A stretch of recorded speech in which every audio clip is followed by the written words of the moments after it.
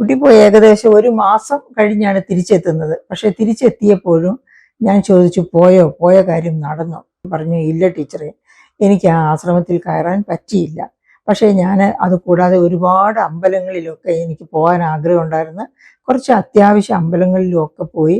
പക്ഷേ ഈ ആചാര്യ ഓഷോ രജനീഷിൻ്റെ ആശ്രമത്തിൽ എനിക്ക് കയറി പറ്റാൻ പറ്റിയില്ല. കാര്യങ്ങൾ പുറത്തു നിന്ന് ഗ്രഹിച്ചതേ ഉള്ളൂ. അപ്പോൾ അതുകൊണ്ട് ഞാൻ പോയ കാര്യം നടന്നില്ല എന്ന് പറയുന്നതായിരിക്കും ശരി എന്ന് പറഞ്ഞു. അതിൻ്റെ ഒരു സങ്കടം ആ ഭാവത്തിലുണ്ടായിരുന്നു. അപ്പോൾ ഞാൻ പറയുകയും ചെയ്തു, വേണ്ട രാഹുൽ, അതോർത്ത് സങ്കടപ്പെടേണ്ട. രാഹുലിനേക്കാൾ എത്രയോ പ്രായമായവർ, ഈ രാജ്യത്തിൻ്റെ നീതിയും സമാധാനവും ഒക്കെ പാലിക്കേണ്ടവർ, അങ്ങനെ എല്ലാ തട്ടിലുമുള്ളവർ, ഭരണകർത്താക്കൾ ഒക്കെ ഉണ്ട് ഇവിടെ.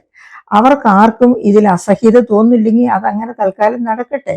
അപ്പം അതിനോട് അതിനോട് എങ്ങനെ പ്രതികരിക്കണമെന്ന് കുറച്ചുകൂടി കഴിയുമ്പോൾ, തനിക്ക് കുറച്ചും കൂടി തൻ്റെ ഇടമൊക്കെ ആയി കഴിയുമ്പോൾ ആകാമല്ലോ എന്ന് പറയുന്നു. അങ്ങനെ രാഹുൽ ഈശ്വർ ആസ് യൂഷ്വൽ ക്ലാസ്സിലിരിക്കാനും അങ്ങനെ പഠിക്കാനും തുടങ്ങും. പഠിക്കുകയും ചെയ്യുന്നു. അങ്ങനെ നന്നായി പഠിക്കുന്നു.